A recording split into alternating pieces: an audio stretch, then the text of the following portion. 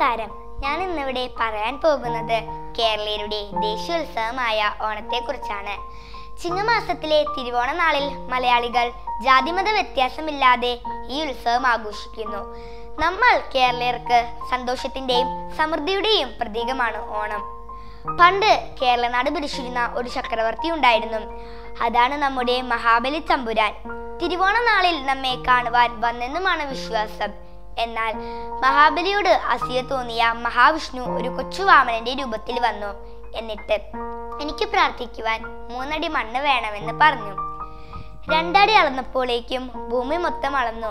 3ാമത്തെ അടിക്ക് മഹാബലി തന്റെ തല കാണിച്ചു കൊടുത്തു.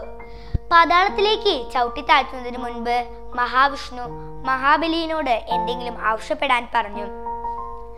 ആണ്ടിലൊരിക്കൽ തന്റെ പ്രജകളെ കാണാൻ ഭൂമിയിൽ വരുവാൻ അനുവാദം നൽകണമെന്ന് മഹാബലി മഹാവിഷ്ണുവിനോട് പറഞ്ഞു. അതനുസരിച്ചാണ് ചിങ്ങമാസത്തിലെ തിരുവോണ നാളിൽ നമ്മെ കാണുവാൻ ഇങ്ങോട്ട് ഭൂമിയിലേക്ക് വരുന്നത്. ഓണക്കോടി ഉടുത്തും സദ്യ ഉണ്ടാക്കിയും പൂക്കളമിട്ടും നമ്മെ കാണുവാൻ വന്നെന്നുമാണ് വിശ്വാസം. ഐക്യത്തിന്റെയും സ്നേഹത്തിന്റെയും സമൃദ്ധിയുടെയും പ്രതീകമാണ് ഓണം നമുക്ക് നൽകുന്നത്. എല്ലാവർക്കും എൻ്റെ ഹൃദയം നിറഞ്ഞ ഓണാശംസകൾ. നന്ദി, നമസ്കാരം.